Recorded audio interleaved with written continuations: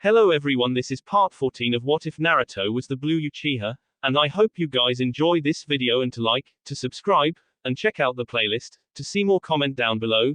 Now let's start the intro. They call me a god. They call me a god. They call me a god. There was something about the rain that made the spectacle sobering. Nagato bit out a snarl, gripping Blue's neck tighter, and his Rinnegan confirmed that it was the real Uchiha that he had brought down from the heavens, not a clone or an illusion. Gripping the wrist of the hand around his neck in both of his hands, Blue grit his razor-sharp teeth and closed his right eye in a sore grimace. Black scales steadily crept down from under his eyes, hypnotically warbling down his face, past the corners of his mouth and reaching his chin, resembling toxic tears with the way the sparse light from the flames struck it. Deathly blazing fire that were a direct result of the bomb Naruto had detonated, refusing to be dampened by the heavy rain. The sniper's untamable black blonde hair smoothed down, from the roots to the very tips, shifting color and texture to a fluid, calming shade of yellow that looked like feathers. The change occurred during his descent. Blue's red gloves had burned off during his re-entry into Earth's breathable atmosphere, and fingers were covered in dark scales, the same hypnotic shade as the ones that fell from beneath his eyes and not even once venturing onto the back of his hand. His nails were painted black, though were not the sharpened talons Nagato's reports said Blue had possessed during the Zuki massacre. The fire monster winced and a sliver of smoke flowed down the corner of his mouth, bypassing his clenched teeth. Ow. He could have broken his spine. Could have. But didn't. A rumbling laugh escaped Naruto's throat, choking. He comes to save his people, a merciful god with a dying heart. Nagato squeezed Blue's neck harder, feeling bile rise up his gut and an angered tick pulse on his temple. You're quoting Jiraiya's book, stop it. His Rinnegan eyes widened with manic rage, roaring into Blue's immensely amused visage. Stop it now. Destined to die, a warrior's death. The god's Rinnegan hummed with heaving power and the veins of his neck heaved at Blue's accurate recitation of the dying god's demise, a subplot of Jiraiya's book, the tale of the utterly gutsy shinobi. Blue beamed and his blind eyes gleamed pleasantly. I should have killed you, that last time. Blue's grinning face cleared of emotion and his translucent eyes gave the Rinnegan god a glimpse of the eternal descent of hell. The deathly demonic dip of his voice rattled the Uzumaki god to his withering soul. I really should have. Blue's body broke up into a black mass of cawing fury, dispelling his form into that of a murder of crows and flocking away from Nagato's firm grip around his neck, reforming a short distance away with the sniper rubbing his raw neck and a tickled smile playing on his lips. Don't tell me you don't remember who I am, old man. He pointed at the redhead, singling him out from the 6 paths standing at his back, and then jabbed a thumb to his chest. You came to me. Of course I remember, Blue Uchiha. There were shadows in his head, vague silhouettes of that night and deep, humming tones of who he hoped were human voices. He remembered one thing though, clear as the sun on a bright day. A blue, 3-tomo Sharingan. Turning. Enthralling. Spellbinding. His memories were fleeting, remembering less and less as his days went by, and those mesmerizing, spinning pulls of blue Sharingan prominently stood out at the forefront of his mind. The end of reality. Blue chuckled, cocking his head to the side with a face-splitting grin. Bingo. Nagato's Rinnegan saw it a split second before it happened. Blue's leg muscles flexed, his knees bent and his arms tensed low and wide with his shoulders squared. Fire exploded as the Asura path leaped before its controller, taking the full brunt of the shoulder tackle from the living ball of fire, finding his feet lifted off the ground and his ribs smashed inwards from the impacting shoulder in his torso. Nagato barely swept aside from the swift, blazing attack, gritting his teeth as blistering heat washed over his form when the fire monster swept past him with the mechanized path gathered in his speedy run. Blue skidded to a stop abruptly, releasing the Asura path from his tackle and clapped his hands together before pushing his right hand forward in a handgun and his left held close to his chest in a half tiger seal, brandishing his jagged teeth. Fire release, javelin devastation. Flames curled out from the tip of his finger, aimed at the unstable path, then a blinding spear of flames burst from the tip of his finger, hard enough for there to be a resounding recoil in the form of the earth depressing with a rumbling moan and an ear-splitting crack. Boom. Asura Path jammed his lower arms into the earth and dragged himself to a gradual stop, shooting forward without delay and opening his chest cavity with a red-tipped missile poised in vengeful retaliation. A moment before the missile was launched, Nagato changed his mind. His Preta path came down from the heavens and spread his hands out before him, manifesting a barrier of chakra sucking air that the spear broke into, losing whatever chakra was inside. The chakra-absorbing path controlled his expression as a shiver ran down his body, pushing away the effects of the new chakra flowing around his system and grounding his teeth when the tips of his fingers blackened, as Asura path bound over his head and converged on the blue Uchiha alongside the human and animal paths while the Deva path stayed back. Blue waited, lowering himself into his fighting stance and bringing down his violent grin. Focus. He pulled his leg back from a diving grab by the human path, hastily stepping away when the soul-sucking path madly came for him on all fours and returning in a flurry of motion with a kick, lodging his foot in the human path's mouth and parting the upper part of his head from the rest of his body. Crack. The blind sniper's eyebrow twitched and he moved his right arm to his side, blocking a roundhouse kick from the Asura path, ducked a shot to his throat, rolled under a Rinnegan-eyed lion pouncing for his head and flickered through 3 seals. He stomped his feet at the end. Earth release, mudslide from the merciful one. The earth rippled beneath him, rising and falling like water. The horrifying sight of mud and water covered the decapitated human path as well as the helpless lion's summons, though was obliterated by a missile from the mechanical path, who dashed through the smoke and dust, engaging the blue Uchiha once more. It helped that Blue knew all there was to know about the Rinnegan's abilities. The problem laid on the fact that he didn't know Nagato's proficiency. Blue tunneled a blow to the path's abdomen, yanking his fist back as an elbow came down to dislocate his shoulder, backtracking a step and floating his forearms, blocking an air-shuddering front kick. He snapped his head to the right and pushed the foot back, turning on his heel and crashing his heel into the shoulder of a gorilla rumbling at him, dispelling it once but grunting as a missile smashed into his back. The warhead detonated on contact. Am's landscape quaked. Nagato felt sweat bead over his brow, partially hidden by the lightened shower falling from the black heavens. His human path was a lost cause at that point, headless and buried under the mudslide Blue had created, and his Preta path was internally battling against the hellish chakra he had absorbed from the former fiery javelin. He didn't want to risk sending the Naraka path into the fray, and the Deva path was going to stay at his side unless he had no other option. Summoning the King of Hell might not work to heal injuries caused by the underworld himself. Core. His purple-ringed eyes glowed with power and narrowed at the blast zone.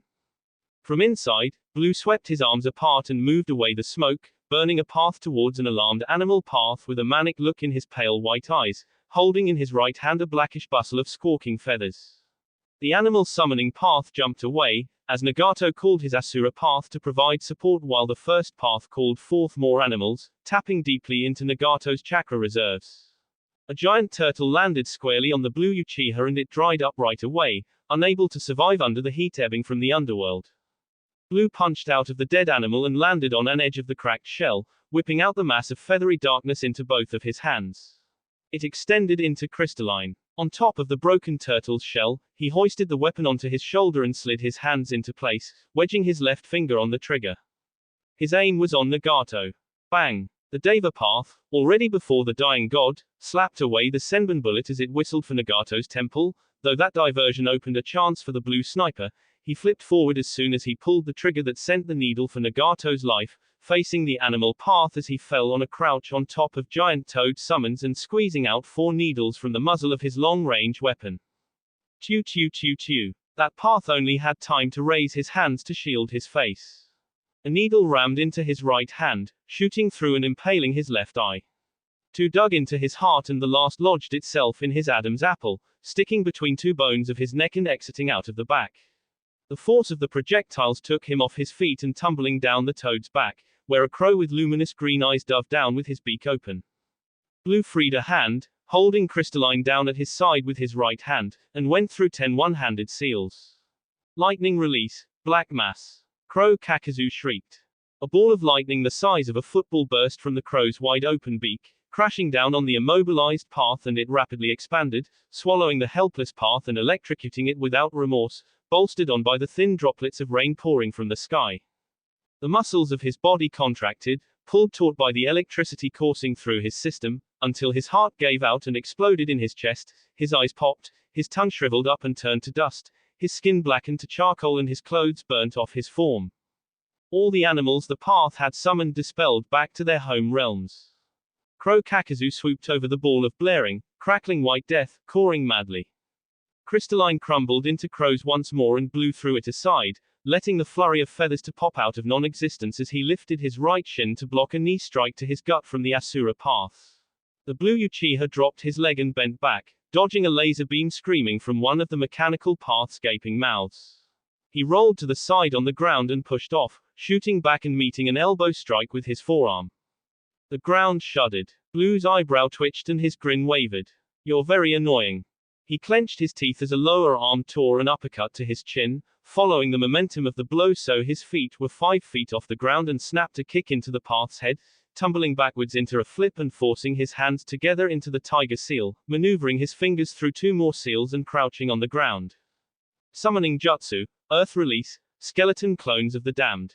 Skeletal hands broke out of the ground, blackened from the fires of hell, and gripped the Asura path's legs, pulling him down. He smashed his fists into them and they crumbled to dust, quickly replaced by 2 more hands that dragged him into the groaning earth. Heat pulsed from the fissures of the ground the path was being pulled through, releasing noxious air that covered the master of crows and the Asura path. Blue felt a tug on the back of his shirt. He was already exhaling crimson death. Fire release, trampling death by bull fire. Universal pull. It was all a frenzy for Nagato. The undead sniper's mind worked faster than the dying god could guard against, and this was to be expected from a genius that had propelled Konoha into winning the Third War, and he took into account the ability boost Blue had undergone because of his return from the dead, but this was staggering.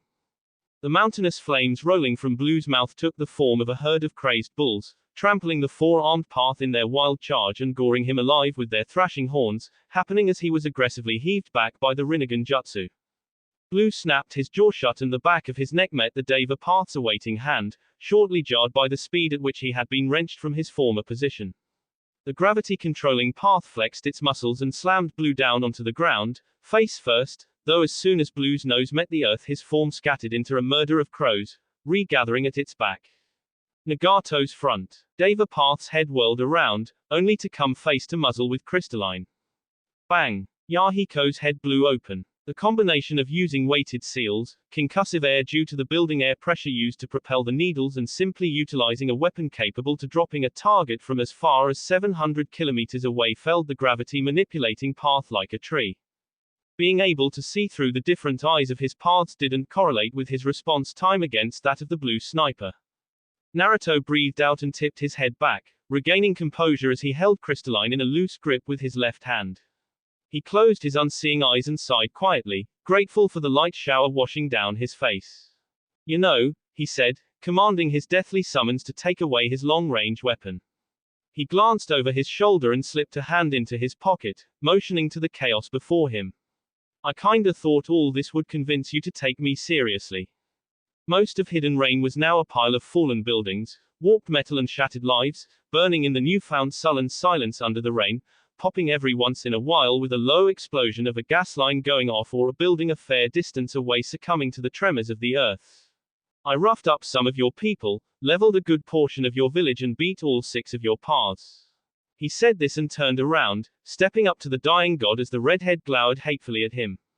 The 2 men stood at about the same height, give or take a few centimeters for Nagato. Blue raised an eyebrow and tilted his head to the side, squinting, peering through those eyes that couldn't see into the pulsating orbs rippling with subdued power. In the background, Nagato's Preta path finally keeled over, unable to control the toxic chakra bellowing through his chakra network. See. The black scales running down his eyes rippled from the sputtering flames and his yellow, feathery hair matted down, soaked through with chakra rain. His voice wasn't so dark as before. "Look where hiding got you." To punctuate his point another small blast went off in the distance. "Did you want me to kill you that badly, Nagato?" The dying god's forehead creased. "My mind is gone. Then what's left?" Nagato was silent for a while, struggling to conjure past memories that long vacated his diseased brain. Forgetful remorse. He searched for another way to describe the barren emptiness that were once his memories. "I wrote in my journal, years ago, to support Namikaze whenever he comes." The black rods in his back fell out on their own, clattering noisily on the ground. His hands closed into fists, knuckles popping audibly at the surge of chakra rushing around his body, formerly suppressed by the chakra rods so that he could at least slow down the effects of his sickness. His purple-ringed eyes hummed and he gnashed his teeth, all while Blue calmly stood there, cocking his head to the other side. Is this what is happening to me, Blue Uchiha? Bits and pieces of memories fluttered away, out of his grasp every second of every minute, and the words his journal past Nagato had written was that the second the chakra rods implanted in his back came off, the sickness caused by his Rinnegan would accelerate. Only when he was before the Blue Uchiha, gearing for war, was he to release his limiters. The disease of his heart, the one dragging his brain into the realms of nothingness, for once didn't hinder him. He found strength, somehow, someway. In his last moments, Nagato found strength. He didn't know why he obeyed the journal left for him by his past self. They were his words, in his handwriting and tagged with his chakra. They were bound to hold some significance. Right. His brow twitched as the memory of his journal fled recollection. Naruto frowned and took his hand out of his pocket. I regret not killing you that night, old man. He didn't know Nagato very well, but perceiving the pain of not remembering warring in the dying god's flickering soul was difficult.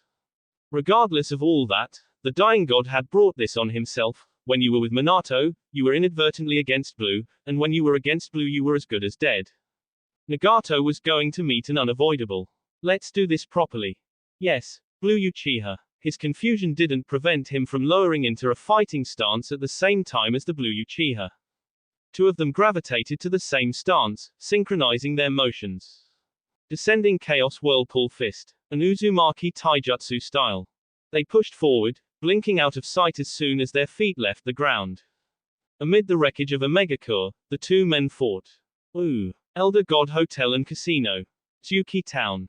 Obito looked down to his right hand and his eyes hardened at the numbers that blinked red at the back of his hand, on his skin in a pulsing red glow, running down by the second.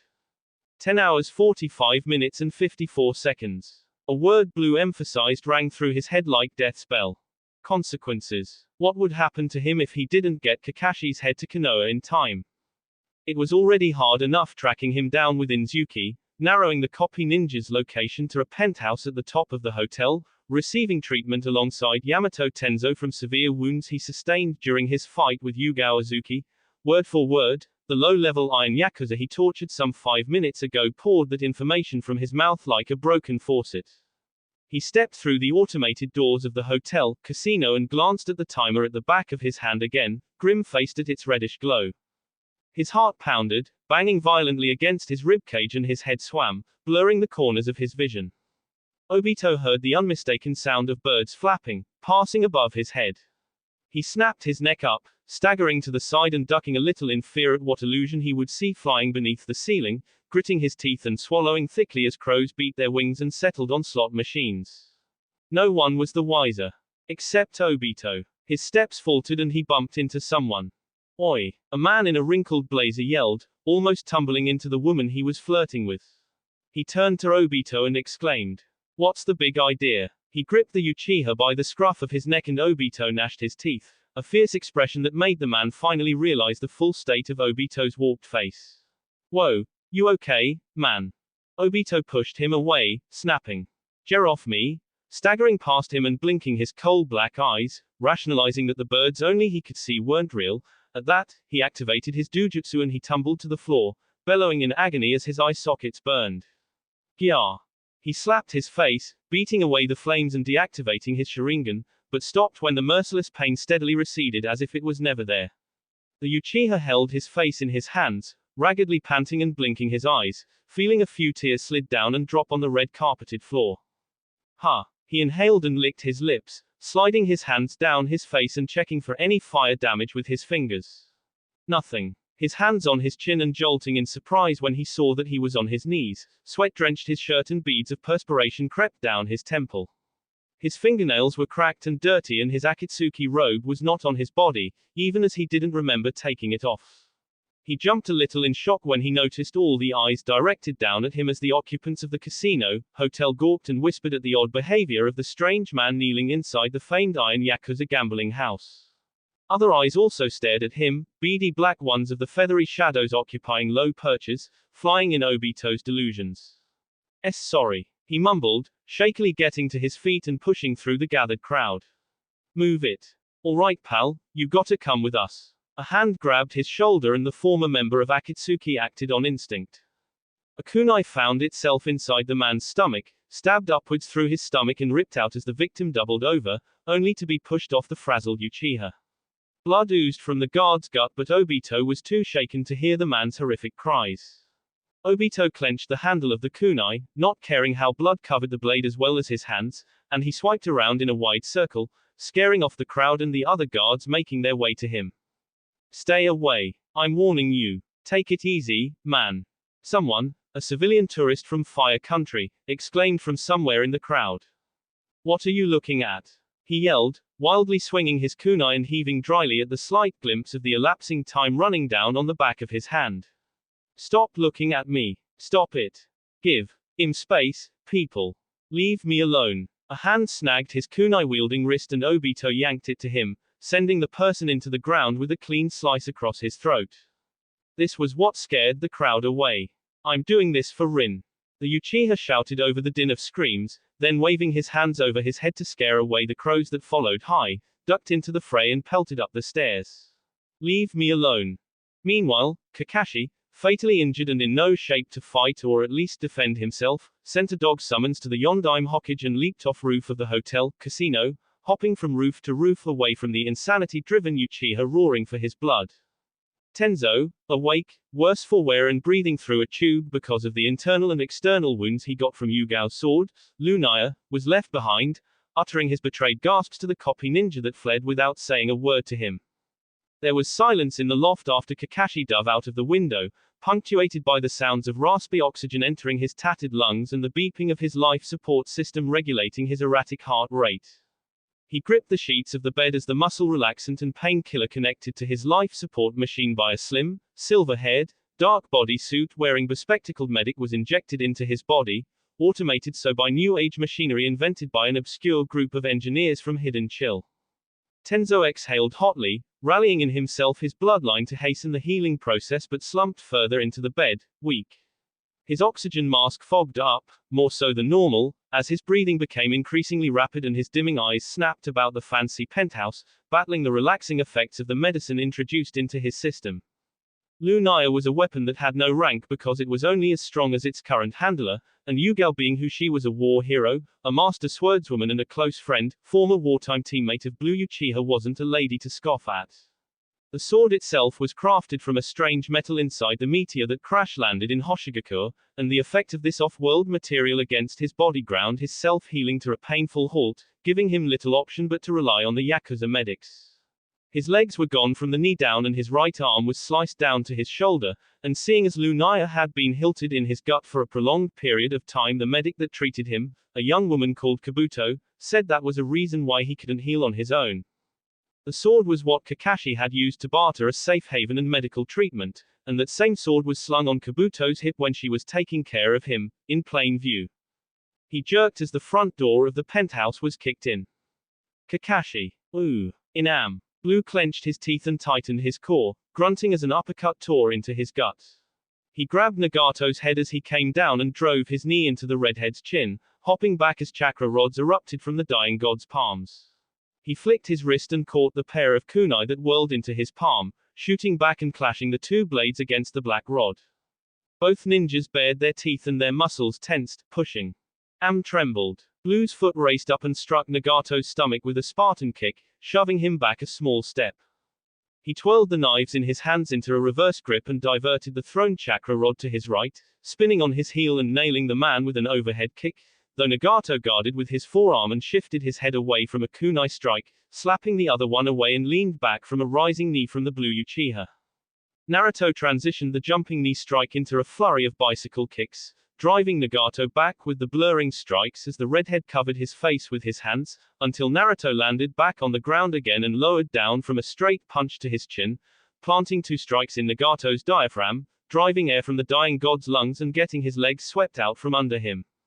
Before his back met the ground, his Rinnegan sword chakra concentrated in his deadly opponent's legs and lower abdomen, charging up as Blue's right leg reared back and his left leg fastened itself into the ground with a thud of chakra. Blue's foot met the side of Nagato's head and the dying god blasted away in an explosion of light. Boom. The Rinnegan god bounced on the solid earth thrice, righting himself on his fourth skip and melding gravity around him to slow him down, digging a pair of chakra rods into the ground to stabilize himself and summoning a giant clam as the fire monster came at with a blistering shoulder tackle. The clam blew apart as Blue passed through, stalled only a millisecond in his advance, but that was enough time for Nagato to find his second wind. Aiming at the incoming master of crows, his knuckles cracked and he pulled his left arm back, releasing the coil. He bellowed. Almighty push. The tunneling gravity attack clipped Blue's shoulder, sending him tumbling into the side of a fallen building, only for that Blue to dispel with a pop. Nagato turned around and lifted his left forearm, blocking an elbow for his nose and returned his own elbow, dispelling that clone, shifting away from a flying kick and smashing his fist into that airborne clone's lower back. His eyes widened as a pair of human hands broke out from the ground and gripped his ankles. He jumped, propelling himself with gravity manipulation and hovering some feet from the ground. The Blue in the ground leaped out and flicked through a set of seals, but Nagato wasn't deceived. He raised a barrier and hundreds of dark brown stakes from behind him broke against it. Earth release, Wolf's Bane. Silvery metal twinkled inside the shattered pieces of earth, falling and sparking against each other at the slightest touch. Naruto clapped his hands, snarling. Burn. The stakes ignited and the flames were deep blue, blocking Naruto from view in the overbearing wall of fire. Knowing better than to absorb the chakra inside the fire, the dying god merged his Deva and Preta path using his outer path and formed a translucent barrier of gravity and chakra to push the fire back to its sender, grunting with a frown when Naruto was no longer there. He turned around in a full circle and searched the battlefield with his eyes, stretching his senses to their limit. He then caught a senbon soaring on its own to his neck and dropped it when he correctly deduced that it contained corrosive poison. Pop. Blue switched with the needle and the punch already found itself in the dying god's chest, breaking through the quickly fashioned chakra barrier with brute force alone. The fist connected and Nagato saw fire. He rapidly blinked his powerful ringed eyes and thrust out his chest before Naruto could follow through with the punch and take him into the ground, cracking a savage uppercut into Blue's chin, swiping aside the fist in his chest and continuing the motion with a haymaker that whispered past Blue's mouth. The Blue Uchiha dug his knee into the other man's side, retrieved his leg but stumbled to the side as a right hook met its mark on his face. Blue spat out blood and wiped his cracked upper lip with the back of his hand, while Nagato nursed his throbbing side from the previous knee strike, huffing unevenly. The Rinnegan holder exhaled. Earth release, swamp of the underworld. Earth release, scorched desert plain. The encroaching swamp was countered by the hardened earth, though the younger of the two bound ahead of his jutsu in the mad tussle for dominance and his blind eyes narrowed, slamming his knee into Nagato's guard and then bringing down an axe blow that rattled the Uzumaki's brain inside his skull. He stumbled forward and fell onto his face, lifting himself back to his feet with gravity manipulation with a bellow of absolute rage, only for Blue's switch kick to shake his senses once more. The dying god tumbled down to his knees and two hands came from behind him, grabbing onto his head, one hand on his chin and the other at the top of his head. Blue hissed in his ear, the black scales of his face rippling with chakra and his blonde hair fraying as he gnashed his serrated teeth. We're done here. Snap. He snapped Nagato's neck with a harsh twist. The blue sniper released the dead Uzumaki, half stepping back and exhaling tightly, coming down from his hyperawareness after every subsequent breath entered and vacated his lungs. His white orbs twitched and the scales receded, disappearing along as his teeth normalized again and his feathery blonde mane returned to black with a single blonde stripe running into the long fringe covering most of the right side of his face. The scales of his hands took a bit longer to force away, as he felt like his business wasn't done. The end was too abrupt. It came so suddenly. Blue had half a mind to suspect that the person whose neck he had broken was some form of doppelganger. He checked. Yes. This was Nagato. He focused on the crunching steps of Nagato as the dead Amekage went down the perilous staircase of the abyss to the tune of tormented wails and hellish laughter, instead of directly toppling to hell. Blue wondered if his dead opponent's heart gave out before his body could comprehend and follow suit. The Blue Uchiha frowned. He couldn't know that for sure unless he was the one that induced the heart attack via drugs. He then pursed his lips and shrugged. Whatever. The landscape that used to be hidden rain was treacherously quiet, unmoving. The shinobi that had witnessed him twist their cage's head trembled in their perches, fixed in place and unable to move due to morbid shock. Blue hovered over Nagato's corpse and tilted his head to them, daring them to find the courage to attack him. They didn't. They turned away to the remaining bomb shelters and underground bunkers, to the survivors of the once legendary village and the crippled masses left in the wake of the battle their Amekiage had brought upon them and the destruction Blue provided for them without fail. Good. Your people are smarter than before. Blue muttered, more to the soul traversing down the stairs in his being than to himself. I wasn't sure if I should just burn it all to the ground, you know. Nagato was unable to reply, not by his choice either. Blue's hands came up and his shoulders lifted, dropping a moment later in another shrug. I'll be needing your head though. He pulled out a tanto from a storage seal on his inner wrist, lifting the bladed weapon up and taking aim for the corpse's neck. Don't mind me.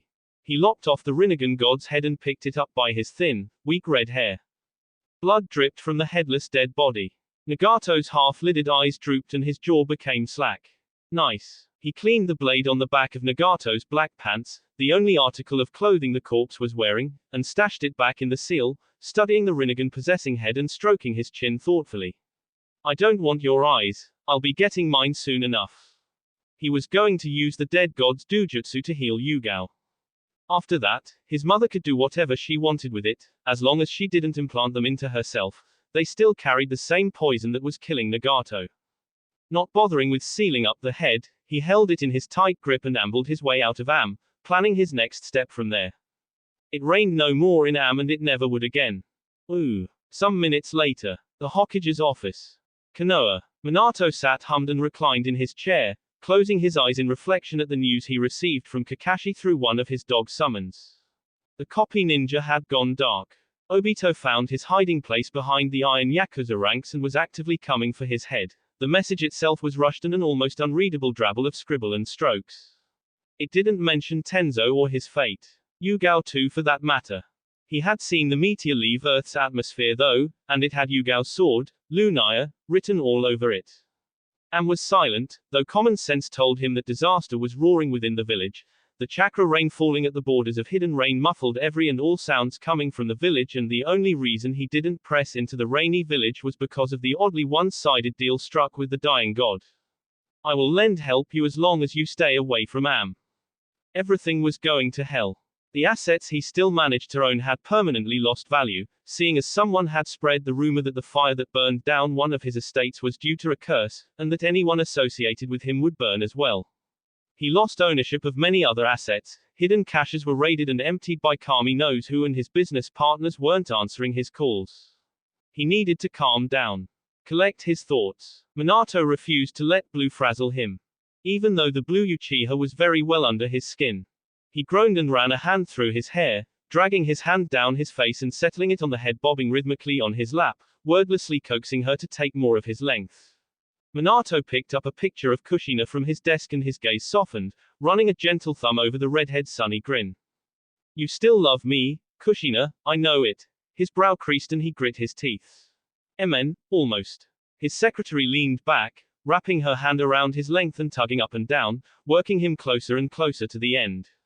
She lapped at the bulbous tip and squeaked as he threaded his fingers through her hair, shoving it into his lap with finality and clenching his eyes shut.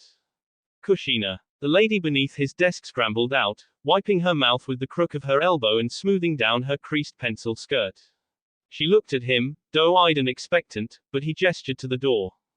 Get out. Yes, sir. He ignored her disappointment and arranged himself into his pants as she trotted out, closing the door after herself.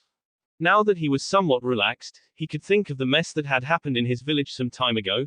Kushina had given a statement to the Anbu about the masked man that had ambushed her, doggedly sticking to her stories and trusting her senses, no matter how hard the Black Ops tried to claim the person that attacked her was an admirer of Blue Uchiha. Then there was the Kiri missing ninja that infiltrated the Forest of Death and gave his shinobi the runaround, vanishing minutes later. Anko told him that Itachi had been requesting entry moments before Nuibari aimlessly went about the forest. She knew something. He knew she knew something. Nothing was going according to plan. His eyes flicked to a corner of his office and he stared at a pair of yellow eyes beaming back at him. Minato contemplated what to say, finally deciding to state a fact both were aware of. You were with Nagato when I met him. Yes. What do you want? Zetsu's head surfaced, speaking in subdued tones. To ver yu away out, to give you power. Minato shortly drummed his fingers on his desk. His lips turned down and his eyes narrowed, cautious of the offer. The plant creature emerged more from the wooden floor of the office, clothed in their Akatsuki robes and that being the thing covering all of their body except for the large Venus flytrap craned open around their head. They continued. You're fighting a low-sing battler against him. They made sure to punctuate the last word with a scathing spit, leaving no room for who they were referring to. We are the answer to all your problems, Minato enemikas. I'm all out of options, creature. One has opened before Ryu. They pulled back the sleeve of their right arm and their hand expanded, flattening. In their other hand, as they slowly approached, was a silver quill with a sharp tip. They stopped at the front of the desk, presenting their hands to the Yondaime and saying, all you have to do is sign your name in blood. Zetsu was the physical manifestation of Kaguya's will and thus an extension of the koi fish summons, of which the true summoning scroll was the Lady in the Moon. The rabbit goddess was the embodiment of life and light, while blue was the antithesis. In every sense of the word, they were on either sides of the spectrum of universal existence. Ooh. Minato's mindscape. Tumultuous wind barreled through the Yondaime's subconscious, mirroring the disarray of his current mood. The once merrily blue sky was a sludge brown and the grass was frigid, brittle. A quiet smile graced Kaguya's features as she neared the cage at the top of the hill, delicately touching her fingers on the bars of the cell as soon as she reached. The thin on her temple opened, showing a crimson red eye with concentric ripple patterns and 9 tomo. Kaguya's Rinja Sharingan. The godly eye hummed, bending the bars from under her touch until they snapped inwards. The man on the other side was already on his feet, crossing his powerful arms and expressionlessly perceiving the graceful woman's nearing him. The chains attached to his body, limiting his movements, crackled and popped at the staggering increase of temperature inside the cage. Kaguya pouted, pausing, before a fresh smile tugged at the corners of her lips as she marched on ahead, weathering the hellish storm brought about by the impassive half-soul. She lifted her right hand and swished it left and right, doing so with regal grace. With each sweeping gesture the chains tightening on the soul's form popped and fell to the floor with rattling clanks, until all of Soul Blue's restraints were gone. The rabbit goddess stopped at his front and craned her neck back, meeting the paleness of his eyes with her translucent Byakugan orbs. A quick smile revitalized her expression and the heavens of Minato's mindscape opened gloriously, shining iridescent light down on the desolate area. A halo of light circled over her head and her Rinja Sharingan spun with steady progression. She placed a dainty hand on his chest, flushing a little and puffing out her cheeks at his lack of response. Do you know who I am? I have a wild guess, was his delayed reply. At that moment, he was only half of Blue's soul, the part that was majorly human seeing as it hadn't been embraced by death the second time like the half-soul currently residing in the blue Uchiha's physical body, so he knew that there was no point putting up a fuss against the goddess. Even if she was a mere mental projection of the real Otsutsuki and a product of Zetsu being Kaguya's will, he knew his limits. He didn't twitch as she ran her index and middle finger down the hypnotic black scales under his eyes, rejoining at his lip and lingering there with a sly smirk. This is only temporary, she stated cryptically, sliding her hand down his abdomen and biting her bottom lip. Until you lose all your earthly connections. He didn't say anything, unfazed by the princess's brazen advances. Beings like us are destined for a shared eternity. However they chose to spend their forever was up to them, conquering galaxies or touring dimensions, it didn't matter. They had all of time without end to fall in love. The cage melted away and Blue crumbled along with it, seeping into the earth and merging with Minato, under the soothing wheedling of Kaguya's dujutsu. Ooh. White scales crawled down from under Minato's eyes and he slowly grinned, bearing a mouthful of saw-like teeth. Finally. By sunrise the next day, the incriminating compilation of videos of Minato Namikaze, Yondaime Hokage of Konohagakure no Sato played for all eyes and all ears all over Fire Country. Word spread quickly. When his people rushed the Hokage's tower, demanding truthful answers and praying that the yellow flash would deny the contents of the compilation, they got nothing. Damage control seemed out of reach for those shinobi that stubbornly stuck to the innocence of the fourth Hokage. Minato's friends managed to enter the tower and they came upon the closed doors to his office. His secretary informed them that the Hokage was no longer in the village. Ooh. Kaguya ran a smooth hand through her silky soft white hair and a whisper of a smile adorned her stunning face, brightening her expression and adding an otherworldly shine to the moon. She sang to herself, staring down at the blue Uchiha as his blind eyes stared right back. Robed in his pitch-black cloak, he looked neither happy nor sad but rather expressionless and impassive. The goddess's eerie song echoed. Only him. Author's note. The side story was, at first, meant to be somewhere inside the main story, but I ended up cutting it out and putting it down here cause it's too long and it'll break the flow of the fight between Naruto and Nagato. And now. Side story. Man of the Outer Path. It was late in Kumo. Blue and Yugao arrived at their first station, escorted there by some other ninjas similarly posted to Lightning Village. Their commander had been with them, the one that was to replace the murdered platoon commander in Titan Village, 2 kilometers from Kumogakur. Their first mission was for Blue to provide overwatch for a team trooping into Kumo's borders and setting ablaze clothing factories while Yugao watched her friend's back as he struck down Kumo aggressors that rose up to defend those valuable outposts. It was a success. Merriment and fanfare flew through the Konoha camp. Shinobi ate and drank to their fill at the staggering victory and unabashedly chorused their might to the nightly heavens, unafraid of any hidden watchers. They were spread out in small assemblages of tents and campfires, mostly each team to their own and mingling ever so often, and the 2 youngest shinobi were nestled warmly close to their own crackling fire. The pair declined any offered sake. Yugao was curled up in a fetal position, her back to the humble fire and hugging her third katana. It was nearing winter, so she was wearing a woolen turtleneck sweater and long pants with ninja sandals, all clothing her father had gotten for her days before her stationing, though she still shivered in her sleep as chilly wind wafted through their small encampment of 1 tent, 1 campfire and a bubbling pot of pork stew sitting atop a metal stand. She had eaten to her fill and had nodded off to the sounds of celebration coming from the rest of the camp. Blue stared at the sleeping girl and sighed, crawling into their tent and coming back with a blanket in his arms. He draped it over his friend and sat down with a tired huff close to the fire, warming his hands. He was also in warm clothes, though not as warm as his friend because even though he was a long-range specialist, he valued mobility.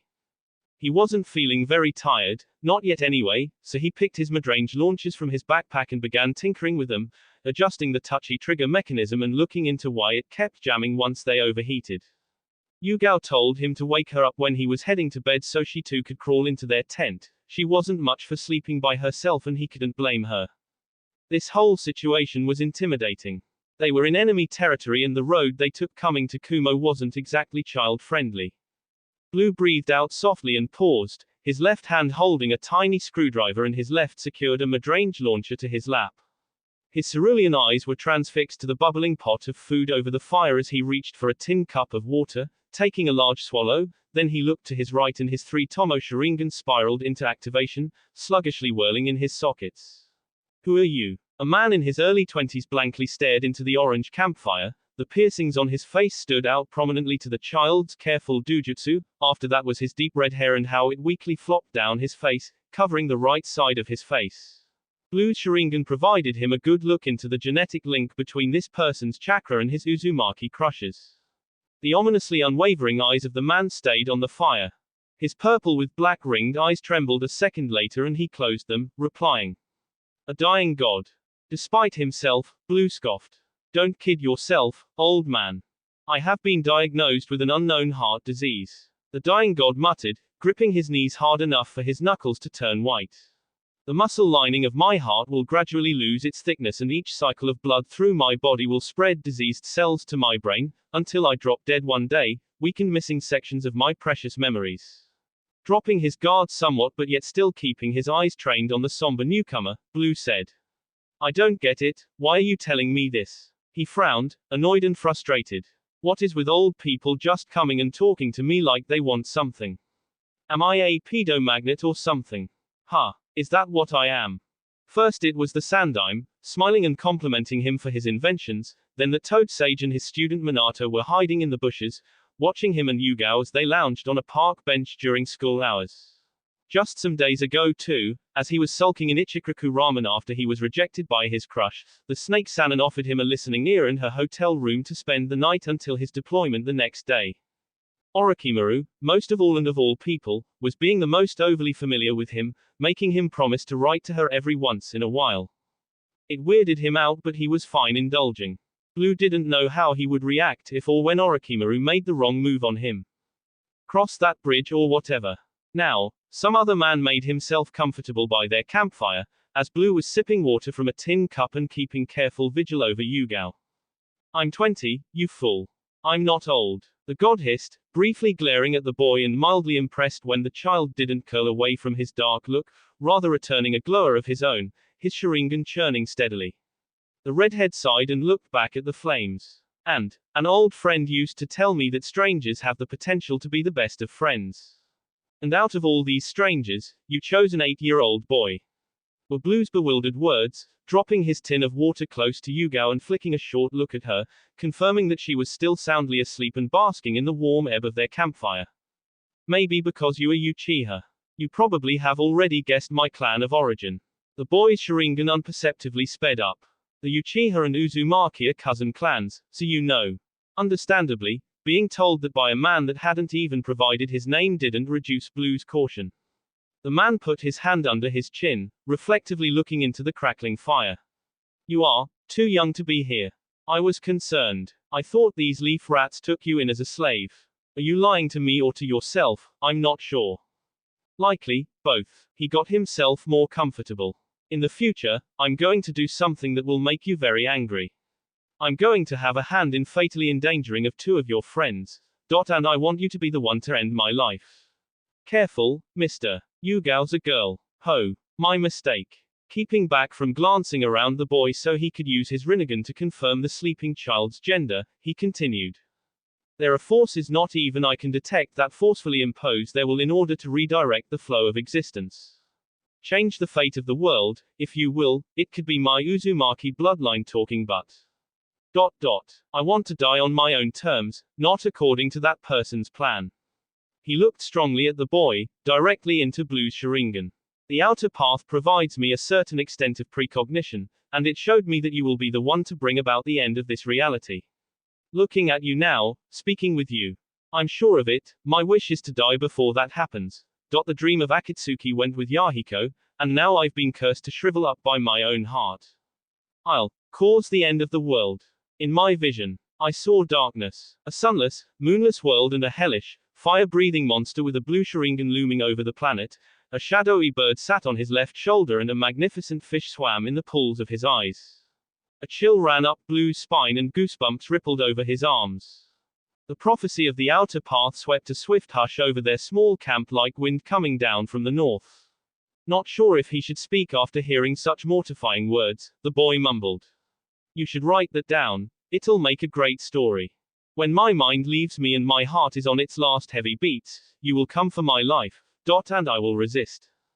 Rinnegan gotten from merging Senju and Uchiha genes were naturally tainted, poisoning the holder over time unless they had an equally natural bodily defense, for though the Rinnegan granted Nagato immense power so much so he could glimpse at flashes of the future using the outer path, his Uzumaki genes were not strong enough to handle the created Rinnegan. Or it could be a poison from overexposure to an unmasked Hanzo the salamander that weakened his Uzumaki genes. Amnesia would claim his memories and sickness would grasp his heart, though in his last moments he would find the power to resist. Till his heart gave out. The child tilted his head to the side, simply saying, I'm Blue. I'm Nagato. I can kill you now if you want. How would you do that? Still figuring that out. He didn't need to confirm with his Sharingan that the man bearing the mysterious ring Dujutsu was a sturdy figure. Till we meet, Blue Uchiha. Nagato didn't want to rush the inevitable, so he bowed his head in farewell. He rose up to his feet and gave Blue his back, steadily treading away from their camp. It was an unspoken way of saying that his guard was down and this, of all moments, was the boy's best chance at shooting a needle into his head. No strings attached. No hidden defenses. No ulterior motives. Whether it was now or later, Nagato wanted to die. Blue didn't take the shot. He scoffed and craned his head down to the midrange launcher on his lap, returning to his project and muttering under his breath. Keep your delusions to yourself, old man. I've got enough worries. He couldn't help it though. The man's prophecy replayed again in his head. I saw darkness. A sunless, moonless world with a hellish, fire-breathing monster with a blue Sharingan looming over the earth. A shadowy bird sat on his left shoulder and a magnificent fish swam in the pools of his whirling eyes. They did indeed meet again, and that battle was devastation in full display. Or the burning, bleeding pile of rubble that was what remained of it, was never the same again. Blue had indeed come to kill him, in response to being provoked, yes, but all the same the prophecy was partially fulfilled. The part remaining concerned the end of all reality. ... And that will come to pass. That will be it for this video. If you want more, comment down below, like, subscribe. And see you guys later.